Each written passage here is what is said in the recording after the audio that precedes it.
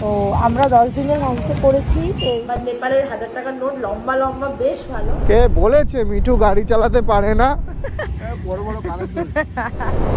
এ শিয়াল শিয়াল। তো নেপালে ঢোকার পর এই ফার্স্ট একটা চলেই যাচ্ছে এরকম ভাঙা চোরা রাস্তা দিয়ে, রাস্তা নেই এরকম রাস্তা দিয়ে। তো এরকম একটা মেশিন দিয়ে গাড়ি দিয়ে রাস্তা দিয়ে দো চলনে লাগে থে ये रास्ते। ওয়াও ওয়াও ওয়াও ওয়াও, আমার আজকে জোরে চালাতেই ভালো লাগছে না।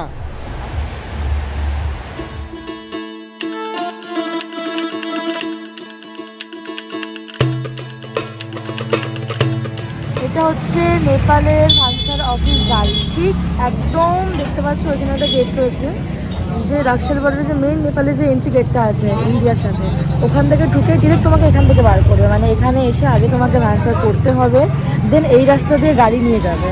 তো আমাদের ভান্সারটা হয়ে গেছে দেখি। তো আমরা 10 দিনের ভান্সার করেছি। তো এই হচ্ছে ভান্সারটা দেখতে পাচ্ছি গাড়ি। পরিষ্কার বলে দিই, মেন জিনিস যেটা 200 নেপালি রুপি লাগবে। নেপালি মানে নেপালি লাগবে, আপনি ইন্ডিয়ান রুপি এখানে চলবে না। 200 টাকা করে পার ডে গাড়ির লাগে বাইকের।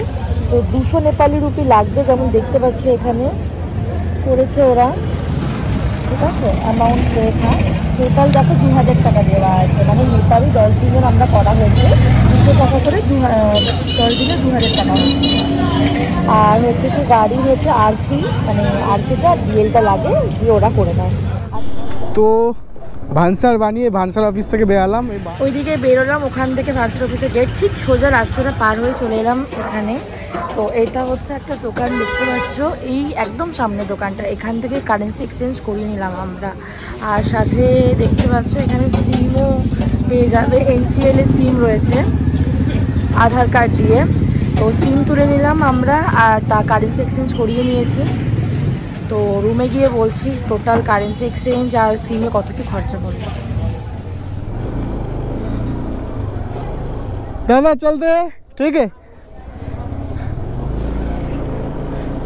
তো এই দাদাটার থেকে সব কারেন্সি এক্সচেঞ্জ করলাম আর সিম নিলাম। আর এই যে তোমার দেখছো ভান্সারের অফিস, তার এই একদম ফার্স্ট গলিতেই।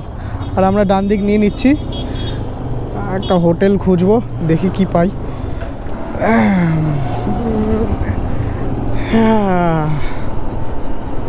তোমরা একবার আসতে পারো, থ্যাঙ্কস টু বৈদিক দা। যদি দেখে থাকো তো তোমার ভিডিও দেখে এসছিলাম, তো হেল্পফুল অনেক দাদাটা। তো আমার যা যা রিকোয়ারমেন্ট ছিল ফুলফিল হয়েছে।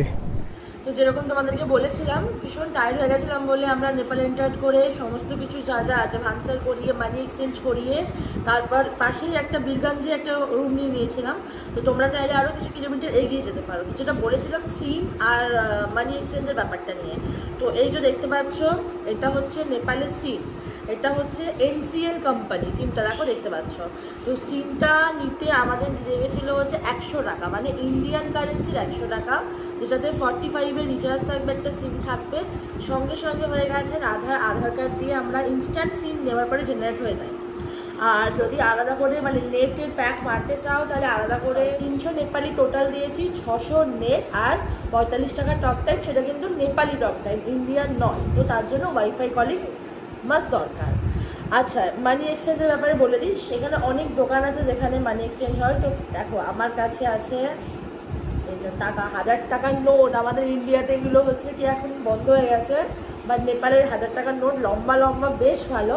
তো আমরা 20,000 টাকা এক্সচেঞ্জ করেছিলাম, তার পরিবর্তে পেয়েছি হচ্ছে 32,000 টাকা। তো মানে এখন 32,000 টাকা আমার হাতে রয়েছে, এটা দিয়ে ঘোরার প্ল্যান। কত রেট? তো 1.6 করে দিচ্ছে, মানে কি ছিল ওটা 1.6, হ্যাঁ 1.6 মানে ভ্যালু কারেন্সি, আর একটা কারেন্সি প্রতি 10,000 একটা চার্জ লাগে ওদের 1.6 করে। আর প্রতি 10,000 টাকা এক্সচেঞ্জের জন্য নেপাল মানে ইন্ডিয়ান 125 টাকা আমাদের চেয়েছিল। ভালো করে মাথায় রাখবে, ইন্ডিয়ান 125। তো আমরা তাদেরকে 100 টাকা দিয়েছি পার 10,000, মানে নেপালি 160 টাকা তারা নিয়েছে। 20,000 টাকা এক্সচেঞ্জ করিয়েছি ইন্ডিয়ানই, 200 টাকা ইন্ডিয়ান, মানে নেপালি হচ্ছে 320 টাকা। তো হ্যাঁ 320 টাকা। তো চলো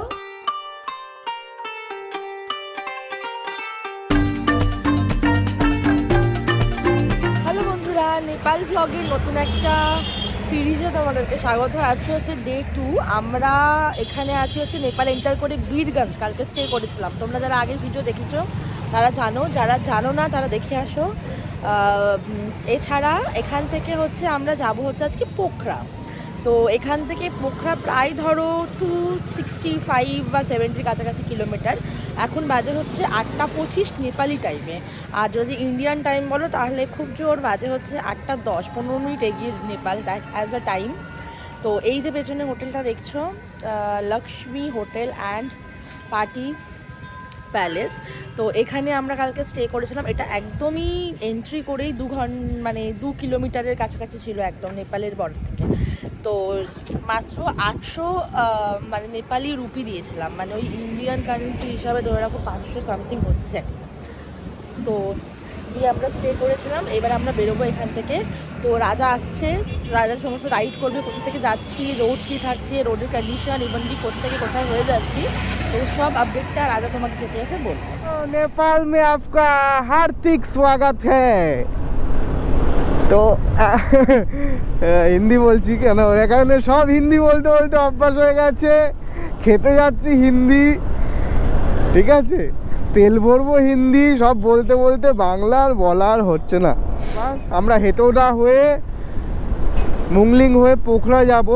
ম্যাপ সিলেক্ট করে নিয়েছি। পোখরার এখান থেকে ডিস্টেন্স হলো 260 কি 270 কিলোমিটার। আর টাইম হয়েছে এখন সকাল 9টা। তো আমরা নেপালের হাইওয়েতে উঠে গেছি। গুগল ম্যাপে যেটা দেখাচ্ছে এটা হচ্ছে ত্রিভুবন হাইওয়ে। এটা হচ্ছে 18 কিলোমিটার। রাস্তাটা ডবল লেনের, খুব সুন্দর। শুধু গাড়ির নাম্বারগুলো, প্লেটগুলোর কালার বাদ দিলে আমাদের দেশের সাথে কোনো রকম কোনো আমি তফাৎ এখনো পর্যন্ত বুঝে উঠতে পারলাম না।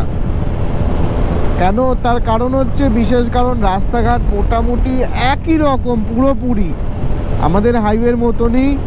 গাড়ি আমাদের ওখানে যা চলতো, সামনে এফজেড গেল একটা, সেম একই রকমই, ভাষাও একই। ওরাও হিন্দিতে কথা বলছে, ওরা নিজেদের মধ্যে নেপালি ভাষায় কথা বলে, বাট আমাদের সাথে যখন কথা বলছে হিন্দিতে কথা বলছে, আমরাও তাদের সাথে হিন্দিতে কথা বলছি। যে এংটক, এটা একটা রাস্তা অসাধারণ। মিঠুকে চালাতে দিয়ে দিয়েছি, মিঠু এখন চালাচ্ছে সকালবেলা। রাস্তা ফাঁকা আছে, ওয়েদার ঠিকঠাক আছে, ডিসেন্ট আছে, গরম নেই। ছোট পাহাড় মনে হয় স্টার্ট হয়েছে। আর মিঠু দেখে আনন্দ পেয়েছে আর ঘামে চিন্তা করছে যে গাড়িটা দিয়ে দেবো নাকি রাখবো, চালাবো। আর কোনো সময় চালায়নি, টার্নিংগুলো বুঝতে পারবে না। কে বলেছে মিঠু গাড়ি চালাতে পারে না? এই তো চালাচ্ছে, পাহাড়ের রাস্তায় চালাচ্ছে, নেপালে চালাচ্ছে। বাহ, রাস্তাও খুব সুন্দর। চলো এগিয়ে চলো মিঠু, আমি তোমার সাথে আছি, পেছনে বসে আছি। চালাও, তুমি চালিয়ে যাও।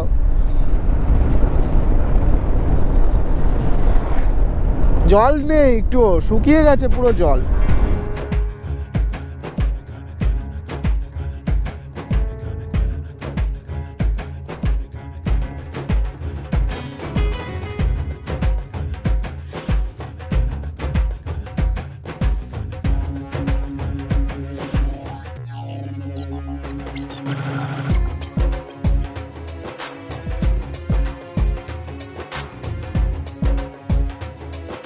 মন্দিরটা এসে দাঁড়ালাম,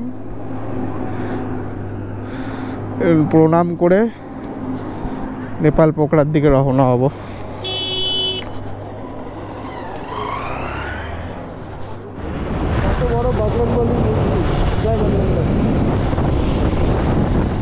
এটা হচ্ছে নেপালি শাল রুটি, ওরা একটা রকম শাল রুটি বলে। এটা একটু পড়ো।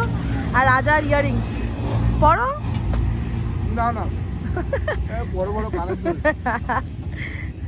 তো এটা হচ্ছে আমরা এখন, এটা হচ্ছে আমাদের ওখানে বড়া যেরকম হয় না, সাম্বারের যে বেড়া হয় না, সেম বড়াই, সাম্বারের বেড়া, কিন্তু এগুলো না একটু বড়, গোল গোল, এত বড়। আর আমাদের ছোট ছোট বড় হয়। খুব ভালো, ভালো খেতে। তো আমরা এখন যা ফেলে দিল তার মধ্যে গেল গল্পে।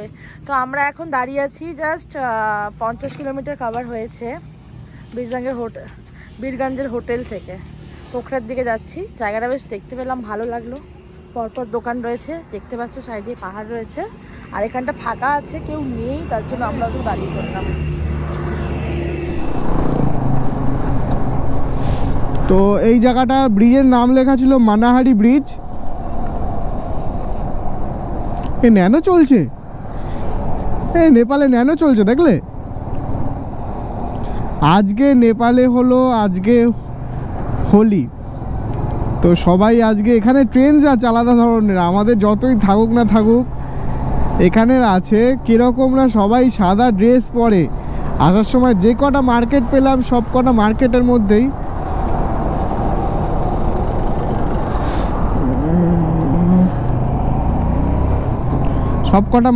মধ্যেই সাদা ড্রেস বিক্রি করছে, পাঞ্জাবি কুর্তা থেকে শুরু করে টি শার্ট আর হ্যাপি হোলি লেখা। অলমোস্ট বাইপাস থেকে বীরগঞ্জ বাইপাস থেকে ধরে প্রায় 100 কিলোমিটার পর্যন্ত চলে আসলাম। 100 কিলোমিটারের মধ্যে ম্যাক্সিমাম রাস্তাটা এরকম সেম, মোস্টলি পিচের। এত সুন্দর রাস্তা, একদম খুব সুন্দর, খুব সুন্দর। তুমি নর্মালি 70-80 স্পিডে আরামসে চলে যায়, শুধু পাহাড়ের মাঝে প্যাচ ছিল সেগুলো বাদ দিয়ে। শুধু একটু বাম্পি রাস্তাগুলো, বাম্পি হওয়ার কারণ হলো এই যে ট্রেনটা আছে, লরি ভারী লরিগুলো যায়, মাঝখানটা উঁচু হয়ে থাকে। একটা স্ট্রেট দেখো লাইনের মতন আছে মাঝখানে, ওটা হালকা উঁচু হয়ে থাকে। জঙ্গল পড়লো এখানে নাকি বাঘ থাকে, হরিণ রাস্তা পার করে। আরে বাবা, শিয়াল দেখলে? আচ্ছা, মেন হাই রোড থেকে আমরা এই রাইট সাইড নিয়ে নিলাম। জায়গাটার নাম হলো ভরতপুর চক।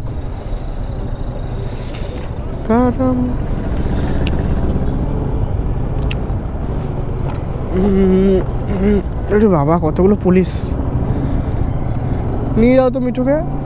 পোখরা এখান থেকে দেখাচ্ছে আর 131 কিলোমিটার, আর সময় দেখাচ্ছে 4 ঘন্টা 28 মিনিট। হাউ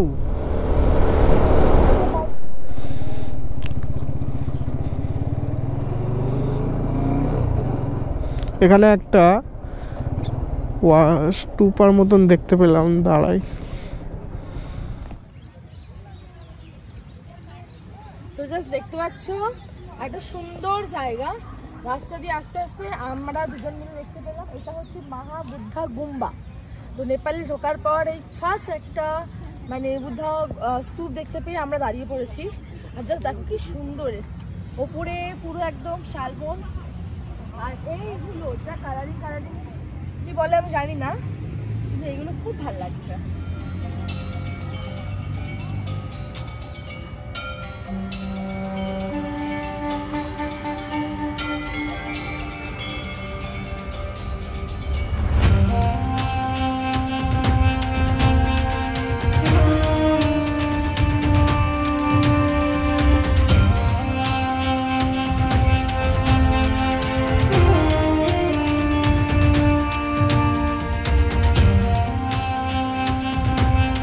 আমার আজকে জোরে চালাতেই ভালো লাগছে না, আমি এই 50-এই এরকম আস্তে আস্তে একটা হয় না ফিল নেওয়া, তো ফিল নিতে যাচ্ছি।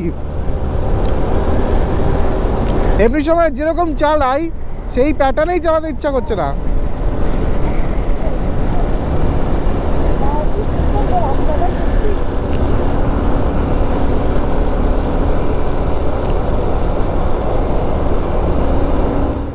দেখো এই জায়গাটা এসে দাঁড়ালাম, খুব সুন্দর লাগছে। দুটো নদীর মিলনস্থান, এটা ত্রিশুলি নদী আর ওটা গন্ডক নদী বলছে না, অ্যাজ পার গুগল ম্যাপে যেটা দেখাচ্ছে, কারণ আমাদের তো নদীর নাম জানা নেই। তো ওটা দেখো পুরো ব্লু আর এটা পুরো ঘোলাটে, দুটো নদী মিলছে একসাথে। আর ঠিক মাঝখানটা একটা ত্রিভুজের মতো পাহাড়, আর জায়গাটা ঠিক এইরকম।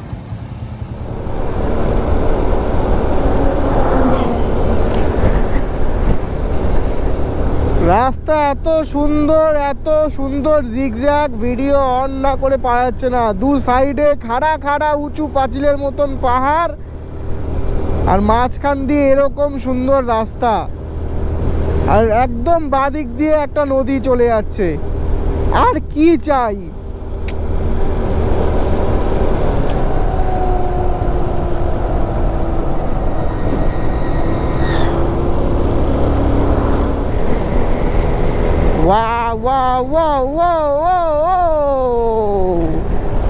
অসাধারণ ল্যান্ডস্কেপ, অসাধারণ।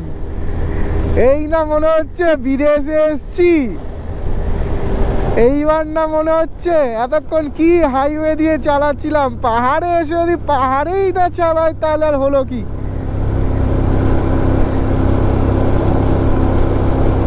এবার শুধু হচ্ছে একটু নেপালি মোমো খাওয়া, একটু নেপালি চাউমিন খাওয়া, এগুলো আজকে পোখরায় গিয়ে করব। কিছু কিছু সময় মনে হয় রাস্তা নেই, এরকম উঠে খাত শেষ হয়ে যাচ্ছে, তারপর মনে হয় না নিচের দিকে গেছে আবার রাস্তা। এ দেখো যেমন এই কানটা মনে হয় নেই রাস্তা, সত্যি নেই, সত্যি নেই রাস্তা। এটা ফার্স্ট পেলাম পুরো একদম পোখরার বীরগঞ্জ থেকে, এরকম পুরো ফার্স্ট পেলাম। তাহলে একটা গান করো। हम दो चलने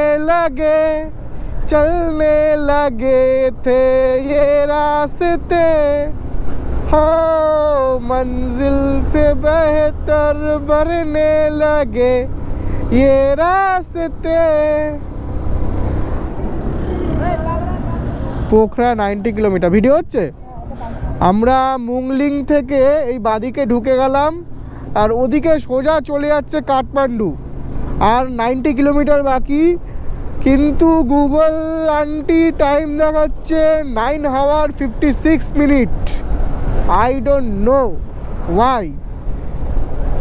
তাহলে কি রাস্তা খারাপ? তাহলে কি আর আমরা ভালো রাস্তা পাবো না?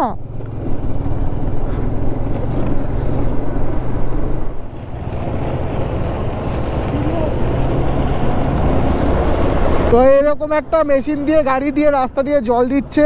এই ভিজে গেলাম মনে হচ্ছে। আমরা অনেকক্ষণ ধরে পেছনে ছিলাম, বেরাতে পারছিলাম না, বেরালেই ভিজে যাব। নেপালে রাস্তা যারা 1-2 বছর পর আসবে পোখরার জন্য, তো তখন হাইওয়ে খুব ভালোভাবে পেয়ে যাবে। আপাতত রাস্তা পুরো আন্ডার কনস্ট্রাকশন। লাস্ট পোখরার 80 কিলোমিটার পর, মানে পোখরা বাকি থাকবে গুগল ম্যাপে যখন, তখন থেকে। তো কাজ করছে, 1-2 বছরে হয়ে যাবে। কিন্তু যেটা হলো সেটা হচ্ছে প্রচণ্ড ধুলো। আজকে আমার পুরো পেটটা ভরে গেছে, দুপুরবেলা আর খাবো না। 2.5-3 কিলো তো পুরো ধুলোই খেয়ে নিলাম।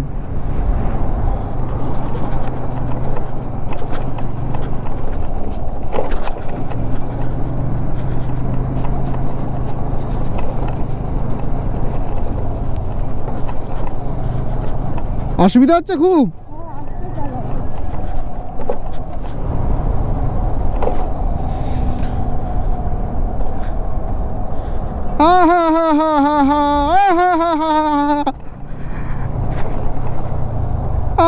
ক্রিম প্যাটিস, অয়েল প্যাটিস, ধুলো প্যাটিস। তো আর বাকি এখান থেকে পোখরা 51 কিলোমিটার। আর টাউন পার করলাম, ছোটোখাটো শহর। আর তারপর এটা কি মাদি রিভার ব্রিজ। ওকে, রাস্তা কিন্তু এখানটা প্রায় 20 কিলোমিটার 30 কিলোমিটার চালিয়ে আসলাম। কোথাও ভালো, কোথাও খারাপ, কোথাও ভাঙা। ভাবছি ব্রিজে দাঁড়িয়ে একটা ফটো তুলবে। খুব সুন্দর লাগছে। তো আফটার 150 কিলোমিটার রাইড পোখরার এখান থেকে বাকি হলো 48 কিলোমিটার। তো আমরা লাঞ্চ ব্রেক করে নিলাম, 3টে বাজে এখন। তো লাস্ট 11:30 থেকে দাঁড়িয়েছিলাম, তারপরে এখন আর এখান থেকে পোখরা বাকি 48 কিলোমিটার না, আর এখন সময় হচ্ছে 3:30 বাজে। তো এই যে দেখতে পাচ্ছ ম্যাগি, আর এখানে রয়েছে হচ্ছে চাউমিন। তো এটার জন্য মিঠু নেপালে এসেছিল, ম্যাগি খাবে, চাউমিন খাবে, মোমো খাবে, সেগুলোই অর্ডার করেছে। আর এখানে সেরকম ভাবে ওরকম কিছু পাওয়া যায়। এছাড়া অ্যাটলিস্ট দেখলাম খুব যেটা মেন নেপালে দেখছি ছোলা খুব পাওয়া যায়, যেটা আমরা ছোলা মাখা বলি অ্যাকচুয়ালি, সেদ্ধ ছোলা যেটা থাকে, তো খুব বিক্রি হয় এখানে। তো ম্যাগি নিলাম, এটা ওই নেপালি 70 রুপিস করে না, দুটোই 70 রুপিস করে। এই দোকানে মোমো নেই ম্যাডাম, ওই জন্য পাশের দোকান থেকে মোমো নিয়ে এসছে। এই দোকানে মোমো নেই বলে পাশের দোকান থেকে মোমো নিয়ে আসলো। এই যে অফিস আছে এখানে, ছোট ছোট মোমো অফিস দিয়েছে, জানি না 10 পিসের বেশি মনে হচ্ছে। কত টাকা নিয়েছে? 120, 120 টাকা। 120 টাকা না নেপালি? নেপালি 120 টাকা, 120 রুপি। কি খাচ্ছ তুমি?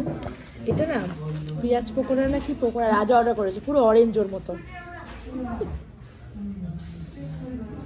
খাও। 4:40 বাজে, রাস্তা এরকমই খারাপ, চলেই যাচ্ছি এরকম ভাঙা চোরা রাস্তা দিয়ে, রাস্তা নেই এরকম রাস্তা দিয়ে, ফুল অন অ্যাডভেঞ্চার। পশ্চাৎ দেশ আর নেই কারোরই। সব কিছুর মধ্যে একটা জিনিস নিয়ে কনফিউশন হচ্ছে, বৃষ্টিটা মনে হয় আসতে পারে, 1 ফোঁটা 2 ফোঁটা করে গায়ে লাগছে। যদি বৃষ্টি পড়ে চাপ হয়ে যাবে। এখনও 20 কিলোমিটার বাকি। ঘুরতে এসছি, 2 দিন ঘুরবো, চলে যাব, বৃষ্টিটা না হলেই হলো। আরে বাবা, এত হচ্ছে।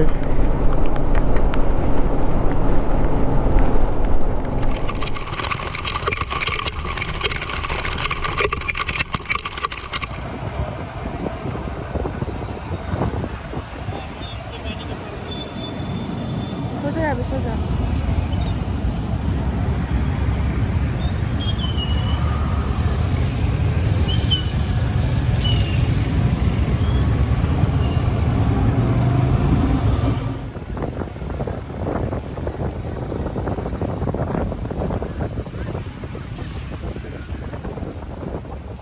So after a hat-trick ride, hat-trick just 80 kilometre মতো ছিল, we are reached just hotel time is now 6:30 না, 6:30 and বেজে গেছে। today we are complete তো এইটা 265 কিলোমিটার almost।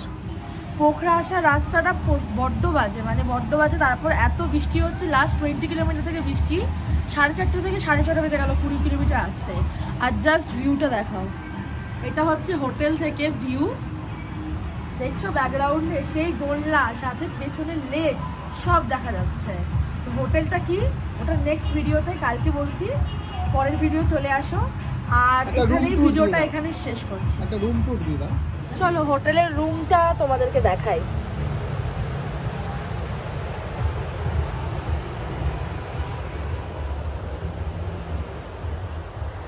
ডাবল বেড রয়েছে, এর একটা সিঙ্গেল বেড, মানে 3 জন এলে থাকতে পারবে।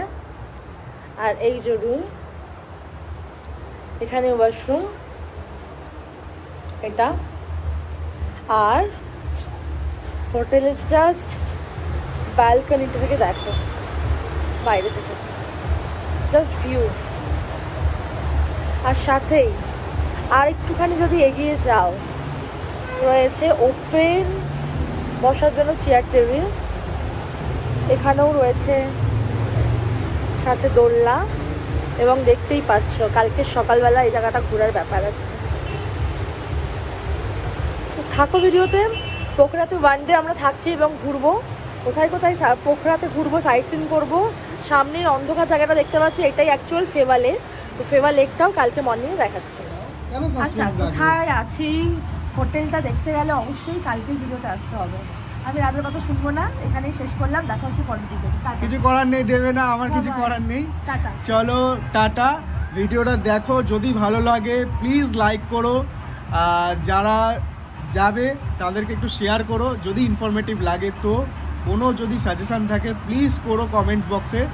Thank you, stay live and happy, please subscribe our channel. come with me too. Thank you.